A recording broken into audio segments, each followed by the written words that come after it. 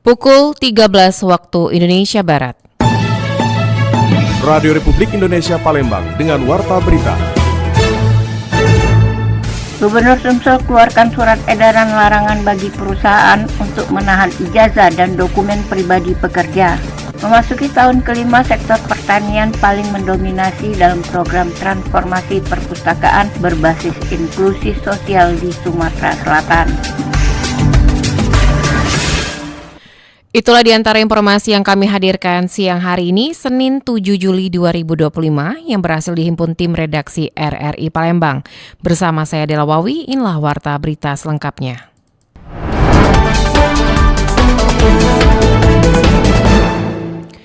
Gubernur Sumatera Selatan keluarkan surat edaran larangan bagi perusahaan untuk menahan ijazah dan dokumen pribadi pekerja.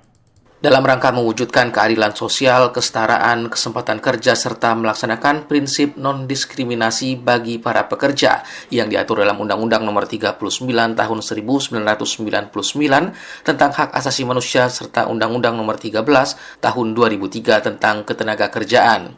Gubernur Sumatera Selatan, Herman Deru, mengeluarkan surat edaran terkait larangan bagi perusahaan melakukan penahanan ijazah atau dokumen pribadi seperti sertifikat kompetensi, paspor, akta kelahiran, buku nikah, hingga buku pemilik kendaraan bermotor sebagai jaminan bekerja. Menurut Gubernur Sumatera Selatan Herman Deru, surat edaran yang dikeluarkan untuk mempertegas surat edaran yang sebelumnya telah dikeluarkan oleh Menteri Ketenagakerjaan Republik Indonesia tentang larangan penahanan ijazah, dokumen pribadi milik pekerja atau buruh oleh pemberi kerja. Ini dari ijazah ditahan. 1 dari 10 berarti 10%. Memang kita berupa penegasan saja ini. Kita harapkan Tidak boleh. kita bisa menembus 30%. Banyak yang Bismillah. dijaminkan lain. Jangan yang ijazah. Selain itu, pemerintah Provinsi Sumatera Selatan juga mengimbau kepada seluruh pemberi kerja agar tidak mencantumkan syarat atau kriteria yang bersifat diskriminatif dalam proses rekrutmen tenaga kerja.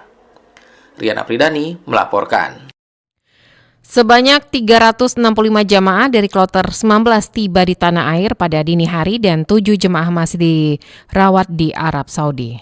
Sebanyak 365 jemaah haji dari kloter 19 debarkasi Palembang tiba kembali di Indonesia. Rombongan tersebut terdiri dari 130 jamaah asal Palembang, 129 dari Pagar Alam, 94 dari Oku Selatan, 2 dari Oku, dan 8 petugas haji. Para jamaah berangkat dari Arab Saudi pukul 12:55 waktu Arab Saudi dan tiba di Indonesia pada Senin pukul 00:40 waktu Indonesia Barat. Total jamaah yang telah kembali melalui debarkasi Palembang berjumlah 6.983 jamaah. Dari jumlah tersebut, 5.810 jamaah berasal dari Sumatera Selatan, 1.097 dari Bangka Belitung, dan 76 merupakan petugas haji. Ketua Tim Media Center Haji Embarkasi Palembang Abdul Kudus Fitriansyah mengungkapkan, tercatat sebanyak 23 jamaah dari debarkasi Palembang yang wafat di Tanah Suci. Selain itu, 7 jamaah lainnya masih menjalani perawatan di rumah sakit di Arab Saudi. Untuk jemaah haji yang wafat saat ini totalnya berjumlah 23 orang, sedangkan jemaah haji yang masih dirawat di rumah sakit di Arab Saudi itu ada 7 orang. Ditambahkan Abdul Kudus, saat ini masih ada 3 jamaah haji Indonesia yang belum kembali di kelompok kloternya. Salah satunya berasal dari kloter 19 embarkasi Palembang, yaitu jamaah asal Pagar Alam, dan 2 lainnya merupakan jamaah dari embarkasi Surabaya dan embarkasi Banjarmasin. Para jamaah diketahui terpisah dari rombongan saat menjalankan ibadah di Arab Saudi. PPIH Arab Saudi bersama otoritas setempat terus melakukan pencarian terhadap ketiga jamaah tersebut. Penyelusuran dilakukan melalui kerjasama dengan rumah sakit, kepolisian, serta instansi terkait lainnya di Arab Saudi. Hingga saat ini pencarian masih berlangsung secara intensif demi memastikan ketiga jamaah dapat ditemukan dan dipulangkan dengan selamat. Dari Palembang, Sumatera Selatan, Muhammad Irfan, Pro 1 RRI terus mengudara untuk Indonesia.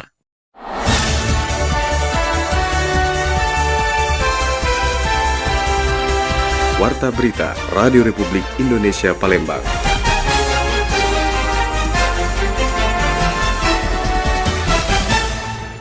Memasuki tahun kelima, sektor pertanian paling mendominasi dalam program transformasi perpustakaan berbasis inklusi sosial di Sumatera Selatan. Dinas Perpustakaan Provinsi Sumatera Selatan sejak 5 tahun terakhir menggelar program transformasi perpustakaan berbasis inklusi sosial. Salah satu program kegiatan yang dilakukan perpustakaan yang tidak hanya literasi informasi, namun juga inklusi untuk kesejahteraan masyarakat. Ketua Ikatan Pustakawan Indonesia IPI Sumsel, Rosa Gitaria mengatakan, pustakawan saat ini memiliki banyak peran, salah satunya menyasar sektor pertanian. Adapun inklusi sosial yang dilakukan dengan memberikan sosialisasi tentang ilmu pertanian kepada petani. Bentuknya tidak hanya sosialisasi, namun juga pustakawan menggelar praktek langsung di perpustakaan daerah hingga tingkat perpustakaan kelurahan desa, seperti pengembangan buah nanas di Kota Prabu Muli dan pengembangan kopi di Kabupaten Lahat. Untuk masyarakat sudah ada program yang sudah berdiri lama dan sudah berhasil di masyarakat, transformasi perpustakaan berbasis inklusi sosial. Jadi ini pustakawan terjun ke masyarakat. Apa nih masyarakat misalnya di Lahat itu petani kopi ya. Nah, kopi ini gimana caranya meningkatkan gitu ya. Menjadi komoditi yang unggul dibandingkan daerah lain, atau di Prabu Muli nanas ya Mbak ya. Nanas itu misalnya banyak banget nih, udah bukan cuma sekedar buah, tapi ternyata bisa jadi serat kain gitu, sangat luas. Ya, memberikan sosialisasi pendidikan kepada masyarakat, namanya tadi berbasis inklusi sosial, itu bisa diadakan di perpustakaan desa, di pojok baca desa, di perpustakaan sekolah juga bisa, perpustakaan umum Kabupaten Kota. Transformasi perpustakaan berbasis inklusi merupakan program prioritas nasional dalam rangka percepatan pengurangan kemiskinan melalui penguatan literasi masyarakat. Untuk itu, fungsi perpustakaan menjadi ruang berbagi, ruang belajar, ruang berlatih keterampilan, dan ruang tukar-menukar pengalaman. RRI Palembang, Nova Ariana melaporkan, terus mengudara untuk Indonesia. Wali Kota Palembang Ratu Dewa mewajibkan agar setiap kelurahan di 18 kecamatan memiliki bank sampah untuk menangani permasalahan kebersihan lingkungan. Ratu Dewa mengatakan persoalan sampah bukan hanya tanggung jawab pemerintah semata, melainkan tanggung jawab kolektif seluruh elemen masyarakat dan oleh karena itu harus benar-benar menjadi perhatian. Menurut Dewa, masalah sampah adalah masalah yang tidak cukup hanya mengandalkan pemerintah, tetapi juga ada kesadaran dan peran aktif dari warga. Sebagai bentuk terobosan, pemerintah Kota Palembang menggulirkan program strategis bertajuk Satu Kelurahan Satu Bank Sampah yang dirancang untuk memperkuat pengelolaan sampah berbasis komunitas di tingkat kelurahan. Pendengar, beralih ke informasi lainnya, pemerintah Kota Palembang melakukan perombakan jabatan eselon 2 di lingkup kantor pemerintah Kota Palembang. Pemerintah Kota Palembang kembali melakukan perombakan pejabat eselon 2 pada awal Juli ini. Pergantian tersebut dilakukan pada dua posisi strategis, yakni Kepala Dinas Tenaga Kerja dan Sekretaris DPRD Kota Palembang. Langkah tersebut merupakan bagian dari dinamika organisasi pemerintah yang dinilai wajar dalam rangka penyegaran serta peningkatan kinerja birokrasi. Setiap pejabat yang ditunjuk telah melalui proses seleksi yang ketat sesuai dengan ketentuan dan peraturan yang berlaku. Sekretaris Daerah Kota Palembang Afrizal Hasim menegaskan bahwa kinerja seluruh pejabat akan terus dievaluasi secara berkala guna memastikan pelaksanaan visi dan misi kepala daerah berjalan secara optimal. Kita sudah ketat sesuai dengan fungsinya mereka masing-masing dan dia pasti sudah aturan.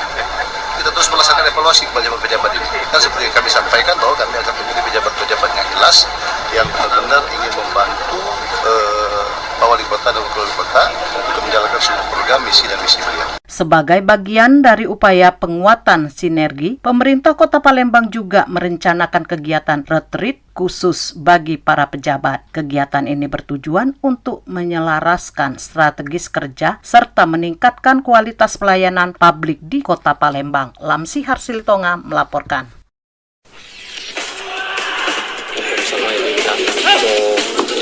Olahraga atletik Sumatera Selatan berharap pemusatan latihan Nggak usah mulu-mulu kan, karena dilihat dari persiapan sekarang. Tim JRT tidak akan terpengaruh terkait dengan pemain sudah memahami kesabaran masing-masing. Berita olahraga.